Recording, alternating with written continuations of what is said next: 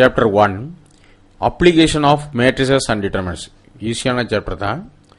இதில் நாங்கள் என்ன பார்க்க போகிறோம்னா எக்ஸசைஸில் இருக்கிற சம்ஸ் மட்டும் தான் பார்க்க போகிறோம்.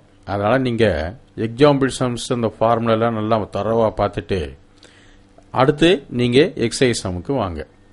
இப்போ எக்ஸசைஸ் சம்ஸ் வந்து எக்ஸ்பிளைன் பண்ண போகிறேன்.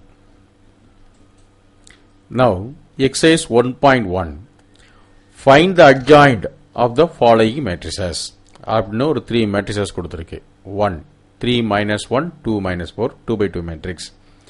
Then second and third வந்து 3 by 3 matrices 1 2 3 0 5 0 2 4 3. Third question வந்து 2 5 3 3 1 2 1 2 1 அப்படி கொடுத்துருக்கு. இப்போ சொல்யூஷன் 1 by 1 பார்ப்போம். First question, for a 2 by 2 matrix general form, suppose A equal to ABCD அப்படி இருந்தா adjoint of A எப்படி இருக்கும் அப்படின்னா first row first column D, first row second காலத்தில் minus B, அடுத்தது second row first காலத்தில் minus C, second row second காலத்தில் A. அதாவது என்ன செஞ்சிருக்கிறோம்னா பிரின்சிபல் டயகனல்ல இருக்கிற A and D நாங்கள் ரீப்ளேஸ் பண்ணியிருக்கிறோம். DA அப்படின்னு ரீப்ளேஸ் பண்ணணும். அடுத்தது இந்த இதில் வந்து மைனஸ் பியும் சியும் என்ன செய்யணும், சைன் சேஞ்ச் பண்ணணும். அதாவது மைனஸ் பி மைனஸ் சி ஆக்கிடணும். தெர்ஃபோர் இப்போ ஏ என்ன இருக்கு, 3 minus 1 2 minus 4 இருக்கு. தெர்ஃபோர் அட்ஜாயிண்ட் ஏ எப்படி வரும், -4 3. இந்த ரெண்டு இடத்துலையும் சைன் சேஞ்ச் பண்ணியிருக்கிறோம். +1 -1 இருக்கிறனால இங்கே +1 ஆகிருக்கு, +2 இருக்கிறனால இங்கே -2 ஆயிருக்குது. Therefore, adjoint A is -4 1 -2 3. இப்போ 3 by 3 மேட்ரிக்ஸ்ல எப்படி adjoint A கண்டுபிடிக்கிறோம் அப்படிங்கிற ஸ்டெப் பார்க்கிறோம். Let A மேட்ரிக்ஸை எழுதுங்க. 1 2 3 0 5 0 2 4 3.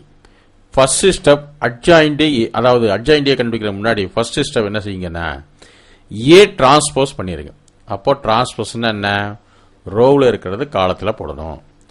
அப்போ ஃபர்ஸ்ட் ரோ என்ன 1 2 3, அதனால ஃபர்ஸ்ட் காலத்தில் 1 2 3 அப்படின்னு போடுங்க.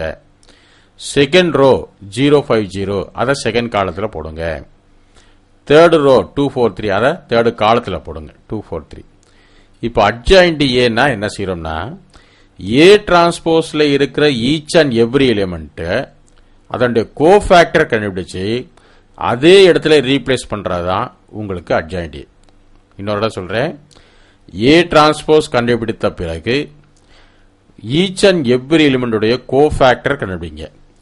கோஃபேக்டர் கண்டுபிடிச்சு மீண்டும் அதே இதில் சப்ஸ்டிட்யூட் பண்ணிட்டீங்கன்னா அதுதான் உங்களுக்கு அட்ஜாயிண்ட் ஏ மேட்ரிக்ஸ். அதுக்கு வந்து அட்ஜாயிண்ட் ஏ ATC அப்படின்னு போடுவோம். இப்போ கோஃபேக்டர் ஆஃப் 1 கண்டுபிடிக்கிறோம். கோஃபேக்டர் ஆஃப் 1 பிளஸ் போட்டுட்டு 1 இருக்கிற ரோவும் 1 இருக்கிற காலத்தையும் எடுத்துட்டு டிட்டர்மெண்ட்ல இருக்கிற, அதாவது ஏ டிரான்ஸ்போஸ்ங்கிற டிட்டர்மெண்ட்ல ஃபர்ஸ்ட் ரோ ஃபர்ஸ்ட் காலத்தில் இருக்கிற 1ங்கிற எலிமெண்ட்டுக்கு கோஃபேக்டர் கண்டுபிடிக்கிறோம்.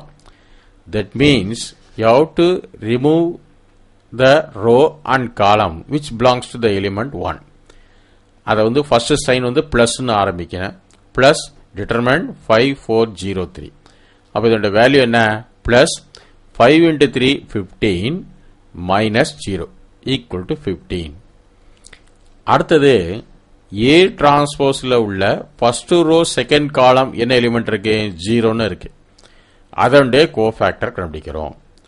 கோஃபேக்டர் ஆஃப் 0 சொல்லும்போது மைனஸ் சைன் போடுறோம். இப்போ ஒண்ணுமில்ல, சஃபிக்ஸ் ஆட் பண்ணி பாருங்க. ஈவன் நம்பர் வந்தா பிளஸ், ஆட் நம்பர் வந்தா மைனஸ், அல்லது ஆரம்பத்திலே பிளஸ் மைனஸ் பிளஸ்னு போட்டுட்டே போயிட்டே வந்துடலாம், ஒன்றும் பிரச்சனை இல்லை. 0 இருக்கிற ரோவும் 0 இருக்கிற காலத்தை விட்டுட்டோம்னா டிட்டர்மெண்ட்ல 2 4 3 3 அப்படின்னு கிடைக்கும். ஸோ இதன் டிட்டர்மினன்ட் வேல்யூ எப்படி கிடைக்குது, அப்போ -2 × 3 6, ஃபார்முலா -3 × 4 12. அப்போ பிராக்கெட்ல -6 வரும், வெளியே ஒரு மைனஸ் இருக்கு. So you will get +6. Next A டிரான்ஸ்போஸ்ல இருக்கிற ஃபர்ஸ்ட் ரோவில் தேர்டு காலம் 2 இருக்கு. அதனுடைய கோஃபேக்டர் இப்போ கண்டுபிடிக்கிறோம்.